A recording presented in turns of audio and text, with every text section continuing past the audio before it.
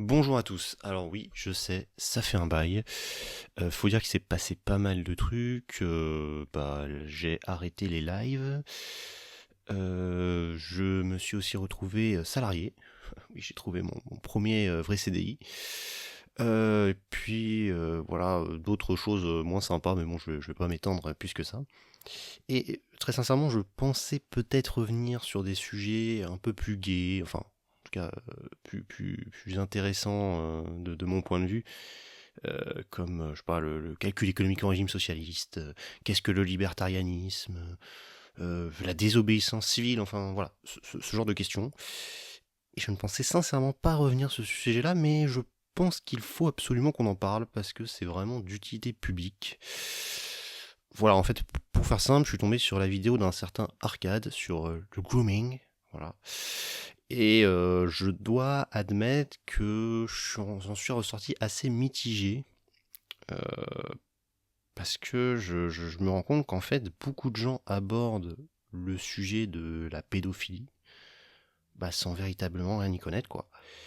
Et je dis pas, alors c'est pas pour le démonter lui particulièrement, je pense que c'est une tendance en fait sur l'ensemble du spectre politique. Je remarque ces derniers temps, euh, la droite aime bien dire que voilà, les pédophiles, enfin les 68 arts étaient des pédophiles, enfin voilà, que des gens aujourd'hui encore à gauche défendent la pédophilie, euh, ou la pédocriminalité plus exactement, mais on reviendra dessus. Et puis, je remarque que à gauche, c'est la même chose. Dès qu'on peut trouver un élément un petit peu, voilà, un lien majeur mineur chez quelqu'un d'autre à droite, ou même un dérapage de quelqu'un, alors un dérapage parfois très prononcé, on va pas se mentir, mais voilà, on cherche absolument à diaboliser en fait l'adversaire à l'aide de cet outil-là. Et moi, je trouve ça pas forcément très positif parce qu'au final, personne n'apprend rien sur ce sujet, personne n'y comprend vraiment rien, et on reste sur ok, c'est un outil pour détruire son adversaire. Et moi aujourd'hui, j'aimerais qu'on en parle plutôt sous un angle plus, enfin, on va dire, modestement scientifique. Voilà. Alors, vous l'avez peut-être remarqué, mais cette vidéo est improvisée. Je n'ai pas voulu écrire de texte, j'avoue que ça ne me motivait pas spécialement. Donc on va parler un petit peu évidemment de pédophilie et c'est un sujet voilà que j'ai un peu étudié de mon côté, voilà. Bon, je vous avoue, j'aurais préféré le calcul économique en régime socialiste, mais, mais au moins ça m'a appris des choses. Et aujourd'hui, je vais donc essayer de vous expliquer un petit peu ce que j'ai appris plus ou moins, sachant qu'évidemment, je ne suis pas chercheur dans le domaine, je ne suis pas un expert. Je pense qu'il y a des gens qui seront beaucoup plus qualifiés que moi pour en parler, mais je pense néanmoins qu'à la fin de cette vidéo, vous aurez appris des choses et que voilà, vous aurez un regard différent sur ce sujet et un regard plus éclairé. C'est mon point de vue en tout cas. Donc pour démarrer, alors, j'ai pas épluché, juste par rapport aux sources, j'ai pas épluché PubMed, Google Scholar, c'est vraiment des lectures sur le net, des pages Wikipédia, des articles, aussi une vidéo très bien faite de PsychoQuack sur le sujet. Je vous invite à la regarder. Voilà, enfin vraiment, je me suis pas épanché à fond, mais je vais essayer quand même de vous donner les bases de ce que j'ai pu trouver. Donc déjà, la première base, c'est que va falloir qu'on distingue les notions de pédophilie et de pédocriminalité. Pour faire simple, en fait, on va distinguer, si vous voulez, les pensées pédophiles des actes, entre guillemets, pédophiles, ce qu'on va appeler la pédocriminalité. Euh, En gros, on a tendance en psychologie à classer, à avoir trois types de ce qu'on va, alors de ce que certains appellent pédosexualité, mais j'aime pas spécialement le terme parce que je trouve ça un peu bizarre de dire que la pédophilie serait inclue dans la pédosexualité. Euh, mais bon, on va quand même, voilà, pour faire simple, on va dire qu'il y a trois types d'attirance sur mineurs, quoi. Donc soit on est attiré par les corps dits prépubères, à ce moment-là, on est ce qu'on appelle un pédophile, voilà. Soit on est attiré par les corps des jeunes pubères.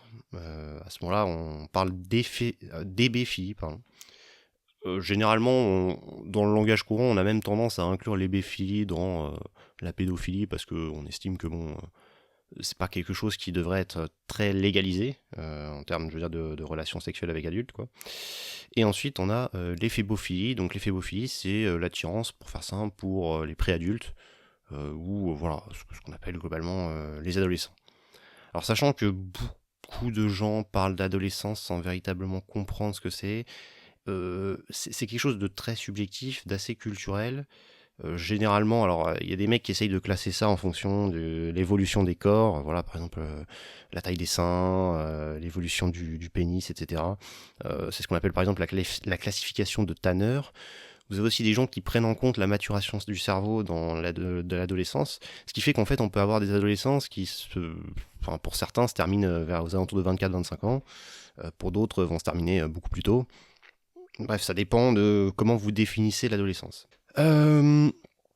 Globalement, les associations de lutte contre la pédocriminalité n'aiment pas spécialement le terme de pédophilie, surtout utilisé comme il est utilisé par la plupart d'entre nous dans la société.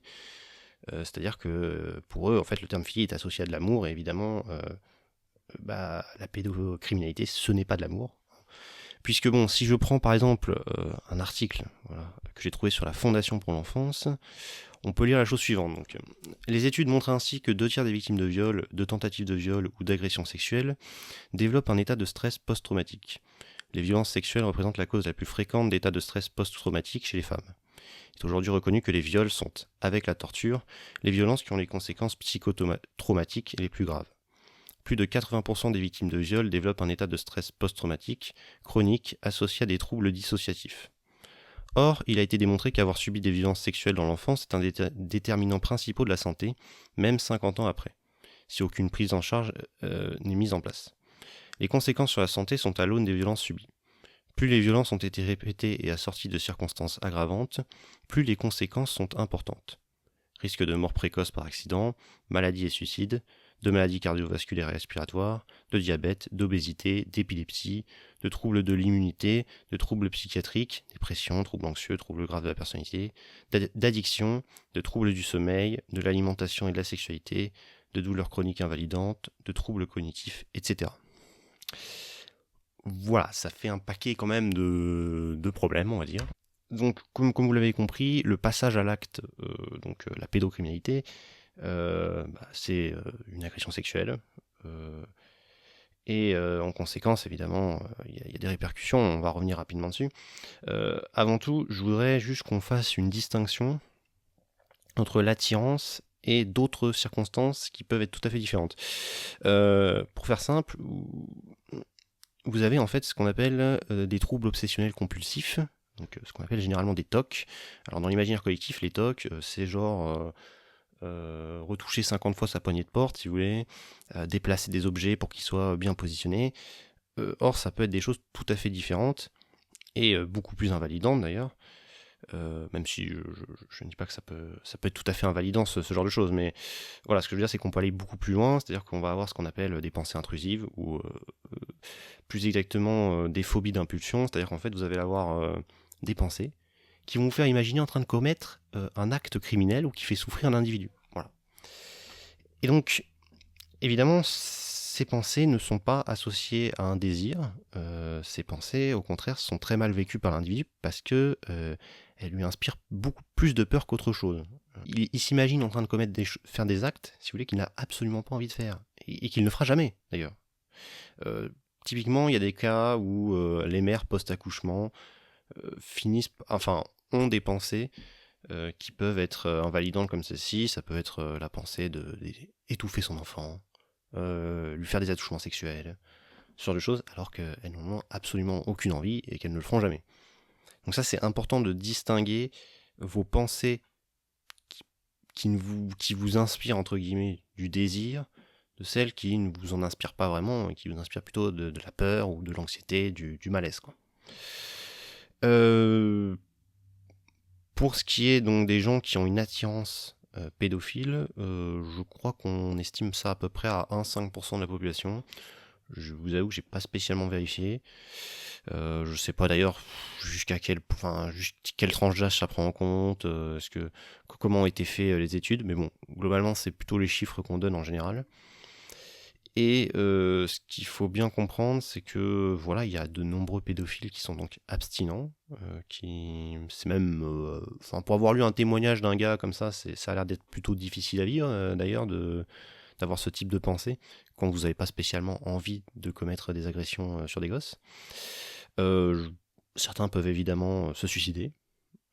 Voilà. Alors, je sais qu'il y en a qui en ont probablement rien à foutre, mais bon, tout ça pour dire que voilà, tous ne passent pas l'acte, et que même si ça dérange certains, une politique d'aide envers eux, une incitation à ce qu'ils se manifestent, à ce qu'ils aillent consulter des professionnels de santé pour qu'on les aide à maîtriser leurs pulsions, leurs désirs, à canaliser leurs émotions et à vivre avec qui ils sont, quoi.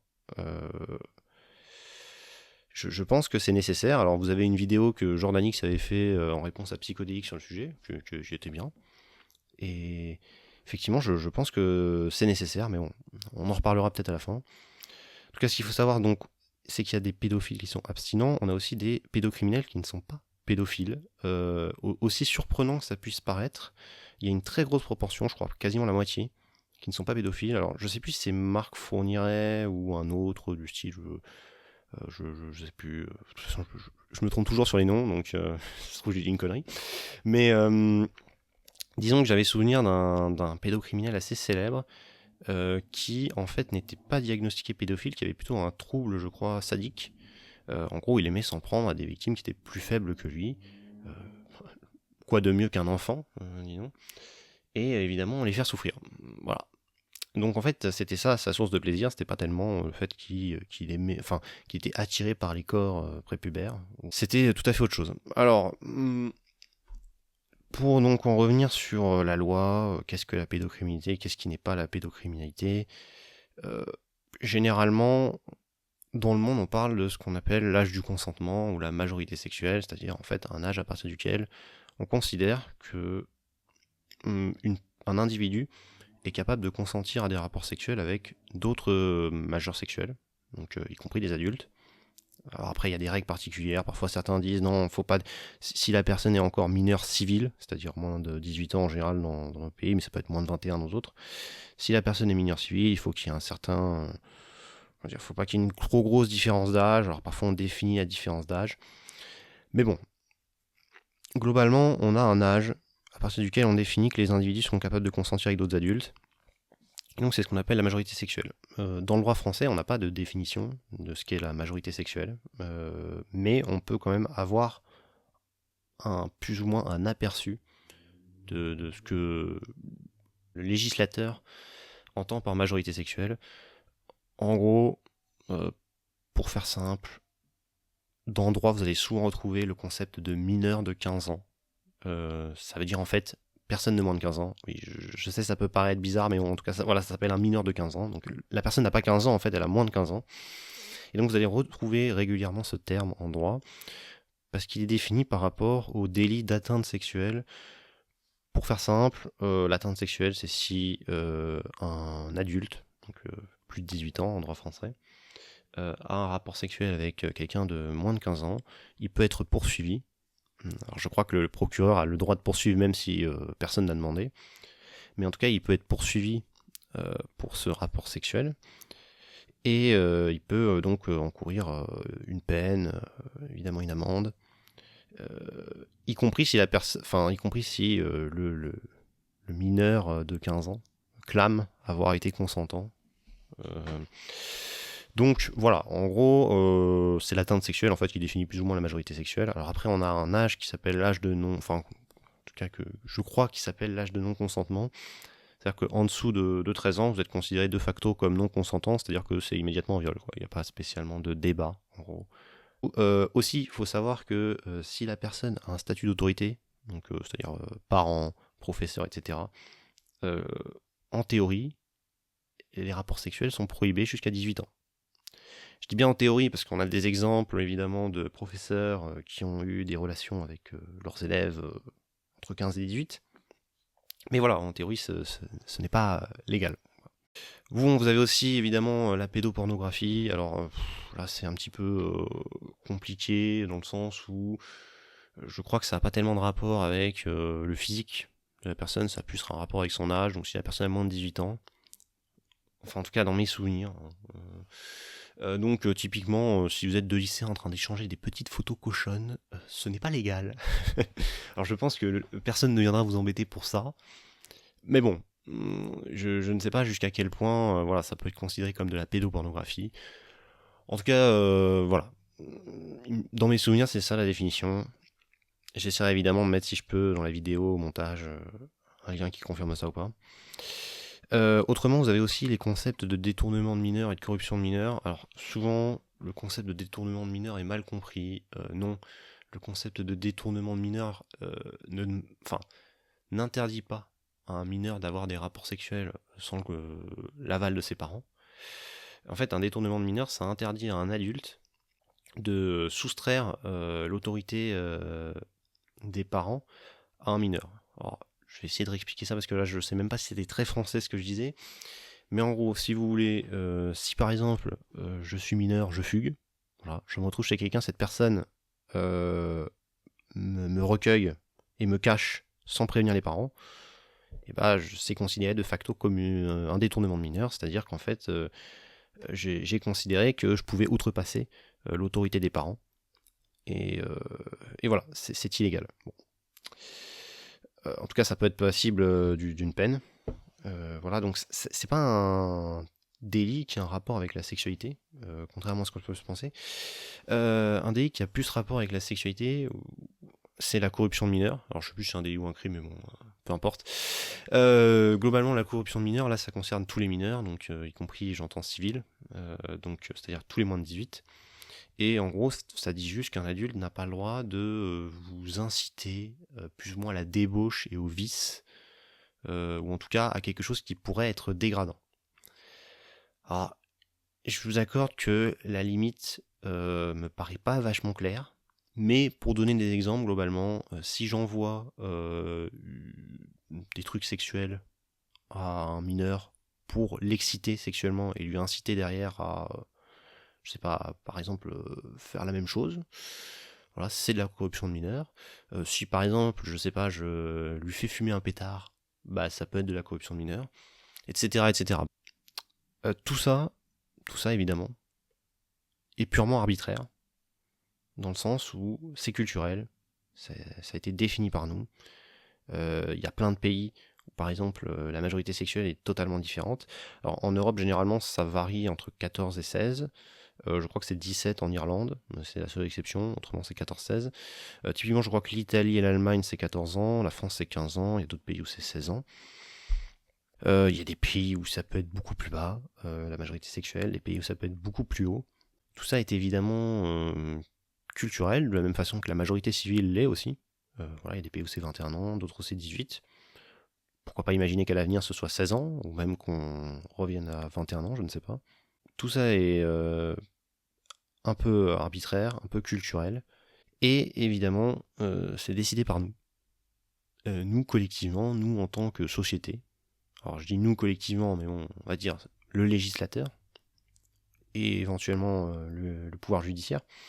Mais en tout cas, voilà, l'important, c'est que nous, on ait un débat collectif sur ces questions, qui soit informé par des experts, qu'on s'intéresse à des témoignages, et même des témoignages qui peuvent être contradictoires. On en lit.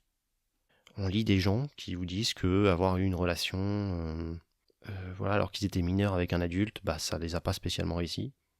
D'autres qui vous disent que, bah voilà, ils sont encore mariés avec la personne et que ils ont des enfants et qu'ils sont très heureux.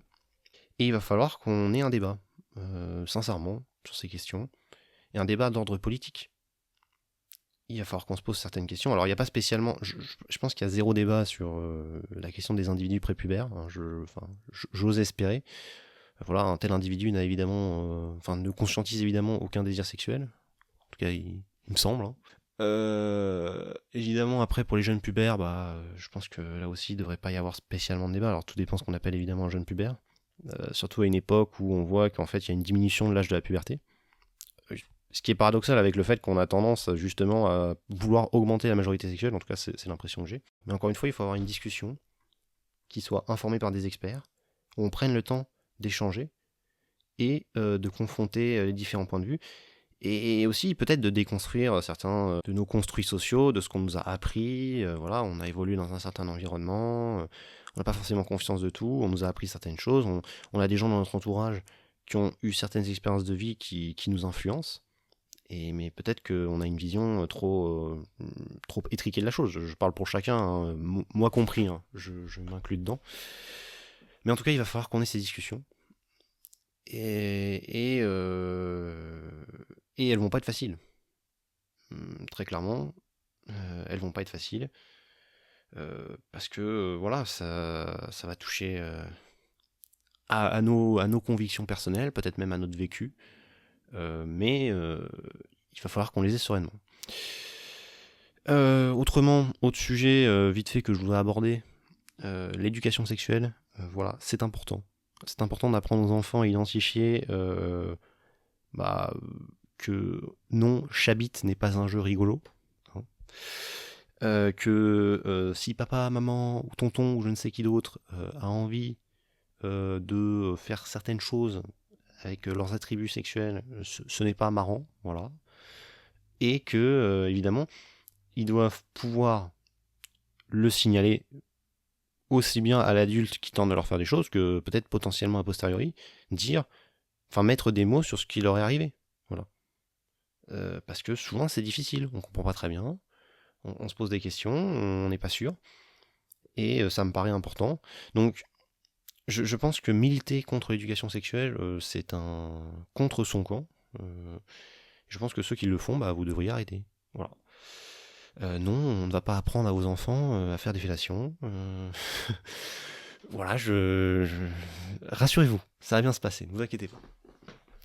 Autrement, voilà, je voulais finir juste sur un petit article. Alors, un article que j'ai trouvé assez difficile, parce que il n'était pas forcément très agréable à lire. En tout cas, non, il est plutôt bien écrit, hein, mais je veux dire, il n'est pas très agréable par son contenu, j'ai envie de dire. J'ai pas vérifié particulièrement les sous, je sais pas si c'est de la grande qualité, alors même si ça a été fait, je crois, par un psychothérapeute qui est spécialiste plus ou moins des violences sexuelles mais sur les enfants. Mais il n'empêche que voilà, il a aussi un rapport avec la religion, donc peut-être que c'est pas parfait. Mais en tout cas, j'ai trouvé que l'article était quand même intéressant, donc je vais vous en lire une version abrégée. Quelle thérapie pour les pédophiles de Stéphane Joulin. Il y a une nette différence entre la perception des pédophiles par l'opinion et le regard des thérapeutes. La représentation que l'on se fait volontiers des pédophiles est de les considérer comme des monstres. L'opinion de nombre de nos contemporains est basée à la fois sur des réactions humaines compréhensibles et sur des archétypes, reproduits à travers les âges qui ne rendent pas compte de la recherche scientifique récente. Plusieurs études ont mis à jour l'étendue du fossé qui existe entre la perception de l'opinion publique de celle des professionnels du soin. Une étude réalisée en Angleterre par 3 chercheurs de l'université de Manchester montre que la population est moins punitive qu'on ne le pense. Par contre, les participants à la recherche se sentent, en large majorité, concernés par leur sécurité. Cette étude met aussi en évidence le rôle que jouent les médias sur la mise en place de politiques de contrôle des pédophiles afin de rassurer la population générale. Il existe par exemple une asymétrie entre le besoin de la population d'être rassurée par la mise en place d'un registre consultable des délinquants sexuels et les indices empiriques qui montrent le peu d'impact de ce type d'action sur le taux de récidive ou de délinquance sexuelle. Ces études mettent en avant un certain nombre d'éléments qui ont creusé le fossé entre la population générale et les psychothérapeutes.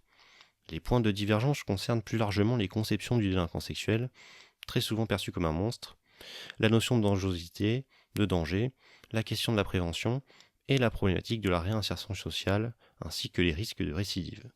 Depuis la nuit des temps, l'on raconte aux petits-enfants des histoires de monstres prêts à les dévorer. Cela fait partie des peurs ataviques de l'humanité. Tous les monstres le sont parce qu'on leur attribue des pouvoirs surhumains. Pendant de nombreux siècles, la société a répondu à la monstruosité criminelle par la violence légale. Foucault appelle cela l'atrocité de la peine. Le pouvoir infligeant sa propre violence rééquilibrerait ainsi la puissance de son pouvoir, se rassurant lui-même sur sa propre puissance et dissuade toute velléité de récidive. Une question surgit néanmoins. Qu'est-ce qui a pu, pendant tant de siècles et encore aujourd'hui, permettre à un pouvoir d'exercer une violence bien supérieure à celle du criminel ?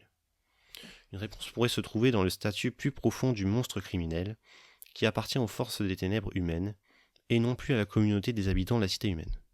Dans la Rome antique était considéré comme homo de sacer, homme sacré, une personne ayant commis un crime dans la cité ou transgressé un tabou. Cette personne était frappée du même tabou que l'étaient les prêtres. Elle ne devait pas être touchée, mais si elle était mise à mort, cela ne constituait pas un homicide. Le monstre moral, l'homo tsatser, pouvait donc être banni de la société. Dans l'Antiquité ou au Moyen-Âge, cela consistait à expulser de la cité vers la forêt les personnes qui étaient considérées comme des monstres. En modernité, s'est développée la notion d'espace restreint de bannissement sous forme de prison spécialisée, d'asile psychiatrique, voire d'île psychiatrique comme celle de Poveglia à Venise. Le bannissement postmoderne prend une autre forme. Il consiste à créer un espace dans lequel le pédophile est maintenu à distance grâce à un contrôle GPS, ou comme aux États-Unis et au Canada, des sites internet qui indiquent où vivent les coupables de crimes sexuels. Mais cela a des effets pervers. Très vite, ces derniers n'arrivent plus à louer un appartement, une chambre, et se retrouvent dans les cas extrêmes à vivre sous les ponts, sans pouvoir trouver un travail, ni obtenir l'aide des services sociaux. Ce bannissement, cette chasse aux monstres, peut même dans les cas les plus dramatiques les pousser au suicide ou à récidiver. Mais pourquoi les éloigner, les bannir? Si les monstres doivent être tenus à distance, c'est que la société perçoit, à juste titre, dans leur comportement, un danger, et dans le cas des pédophiles, un danger pour les enfants. Mais c'est aussi parce qu'ils représentent ce que nos sociétés génèrent, mais dont elles ne veulent pas reconnaître la paternité-maternité. Par une analyse très poussée du cinéma du XXe siècle, Jason Lee démontre que la société produit un climat qui entretient un mélange de dégoût et de fascination pour la perversion du pédophile. Parmi nos contemporains, nombreux sont ceux et celles qui n'ont pas confiance dans les traitements en place. Ils voient les thérapies comme peu satisfaisantes au regard des récidives surmédiatisées. Ils savent aussi que les peines de prison sont souvent des peines planchées. À l'extinction de sa peine, le pédophile sera remis en liberté. Si ni le corps médical, ni le corps carcéral ne semblent pouvoir prévenir les actes d'une telle personne, la société a peur. Ils veulent que leurs enfants soient en sécurité, à l'abri de tout danger. Certains n'hésitent plus à proposer, en plus du registre des délinquants, de nouvelles formes de violence comme la castration, voire la peine de mort. Il faut commencer par mettre en question les stéréotypes puissants qui brouillent les cartes. Premièrement, les pédophiles ne passent pas leur journée dans des comportements déviants. La plupart d'entre eux ont une vie sociale, sont engagés dans une vie professionnelle et ne sont pas sans cesse obsédés par des pensées déviantes. Deuxièmement, s'il est vrai que certains ont été abusés pendant l'enfance, ce n'est pas le cas pour tous, seulement pour un tiers. Par contre, la question des traumas de l'enfance comme source de leur comportement criminogène met en lumière un élément important. La complexité de la formation de l'identité de ces personnes, qui ne peuvent en aucun cas être réduits à leurs seules actions. Troisièmement, il n'y a pas d'évidence scientifique qui permettrait de démontrer une différence significative au niveau des comportements sociaux non criminogènes entre la population générale et la population pédophile. Pierre, Jean, Paul et Dave sont des messieurs tout le monde. La plupart des gens n'ont aucune idée de ce à quoi ressemble un pédophile. Bien souvent, ils ont vécu à côté de l'un d'eux sans jamais le suspecter. Quatrièmement, alors que de nombreuses personnes pensent que les pédophiles sont des êtres sûrs d'eux-mêmes, la clinique montre au contraire que la vaste majorité des pédophiles manquent sérieusement d'estime d'eux-mêmes.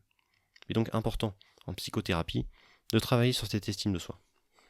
En 2001, Rochelle A. Sheila publiait les résultats d'une étude qualitative réalisée auprès de spécialistes du soin, travaillant avec des personnes présentant des comportements pédophiles. Certains ont abordé cette clinique avec la même haine que l'opinion publique envers ces monstres, mais ont vu leur regard changer par la rencontre avec des personnes. Ils ont découvert la complexité de cette pathologie et la complexité du traitement. Ils ont constaté l'impact négatif de la dynamique de panique sociale insufflée par les médias. Le travail de thérapie aide à reconstruire l'estime de soi. Mais cela nécessite aussi un regard bienveillant sur la personne. Sans un regard d'empathie sur la personne, celle-ci ne pourra pas croire qu'il existe pour elle un chemin de salut. Éprouver pour lui de l'empathie sera un pas important pour qu'il puisse se connecter à la souffrance de sa ou ses victimes. La pratique et la recherche clinique tendent à montrer que si une personne peut ressentir la souffrance de l'autre, il lui sera plus difficile de faire souffrir l'autre. La seule voie pour elle est de garder une abstinence totale de comportements sexuels criminels, soutenue par un accompagnement thérapeutique constant, un groupe de parole, un réseau de soutien. Une personne souffrant de pédophilie ne guérit malheureusement pas. Par contre, elle peut apprendre à vivre sans abuser sexuellement d'un enfant. Il y a là un défi pour la pratique de la psychothérapie. Mais c'est aussi un défi politique et sociétal, car il implique des choix de société plus humains et des décisions politiques plus justes. Certains pays comme le Canada ont fait ces choix. Ils ont aujourd'hui un taux de récidive les plus bas au monde. Continuer à considérer les personnes ayant agressé sexuellement comme des monstres ne rend ni service à ces personnes, ni à leurs victimes, ni à la société. Voilà. Bon, je pense que vous avez dû apprendre des choses. J'espère que vous verrez les choses un peu différemment maintenant. Sujet compliqué, mais je pense que c'était nécessaire de l'aborder. Évidemment, dans l'éventualité où, on ne sait jamais, vous êtes un pédophile, vous regardez cette vidéo, tout ce que je peux vous inciter à faire, c'est aller consulter. Consulter un psychothérapeute. Vous pouvez toujours en changer en cours de route. Expliquez-lui vos problèmes, expliquez ce que vous vivez, que c'est difficile, voilà, que vous avez certaines pulsions, que vous avez besoin d'aide, d'être aidé, d'être orienté. Faites ce choix-là. Et pour les autres, je sais que c'est compliqué et vous avez le droit de ne pas vouloir faire ce genre de choses. Mais je pense que si quelqu'un vous parle de ça, bah, incitez-le à aller voir, à aller consulter, à aller voir quelqu'un. Évidemment, s'il prévoit de commettre un crime, je ne peux que vous inciter à aller voir les autorités compétentes sur ces questions. Mais autrement, voilà, il faut dédramatiser ce sujet. Il faut absolument comprendre que oui, probablement que les gens qui sortent avec des personnes plus jeunes le font parce que c'est plus facile, parce qu'ils ont du mal avec les personnes de leur âge. Mais il faut se rendre compte qu'il y a des dynamiques de pouvoir, d'inégalité, absolument partout, dans plein de relations, et que des différents âges, il y en a. La question, elle est la suivante, est-ce qu'on estime que on peut supplanter, si vous voulez, notre morale, notre vision des choses, au désir en fait de deux individus, sachant que, encore une fois, je rappelle, non, un individu prépubère n'a pas de désir sexuel. Je pense sincèrement que voilà, une majorité sexuelle au-dessus de 15 ans, c'est très bien. Même peut-être 16, allez, voilà. Mais ça, c'est mon avis personnel. Voilà. En tout cas, vous avez le droit d'avoir un avis tout à fait différent. Peut-être qu'on fera un choix de société tout à fait différent. Mais il va falloir qu'on se pose ces questions ensemble. Et que voilà, on arrête de caricaturer le sujet aussi. Et qu'on arrête de considérer que c'est un énorme jeu, une énorme cour de récré. Et qu'on peut accuser son adversaire de tous les maux. Après, si vous estimez que ça fait gagner votre camp politique, que on est prêt à tout, après tout, la fin justifie les moyens, écoutez, allons-y quoi. Faites-le si vous voulez. Moi j'avoue que je pense que ça va être contre-productif et que la société n'a pas besoin de ça. Mais bon, voilà, vidéo totalement improvisée, ça se trouve. J'aurais voulu faire un texte complètement différent. Mais bon, si jamais vous avez apprécié, écoutez, peut-être que j'en ferai plus souvent, après tout. Je pense que ça va pas me nécessiter tant de montage que ça. Ça va pas nécessiter d'écriture de texte. Peut-être d'ailleurs que les vidéos que j'étais en train d'écrire, finalement, je vais les faire comme ça, en impro, hein, sait-on jamais. Donc voilà, sur ce, bah écoutez, partagez cette vidéo avec le plus grand nombre. Voilà. N'hésitez pas aussi à inciter des chercheurs ou des spécialistes à critiquer mon propos, ou à mal compléter, hein, je veux dire, quand je parle de critique, c'est pas forcément négatif. Et bon, bah sur ce, c'était Droite Fragile et je vous dis à la prochaine. Ciao.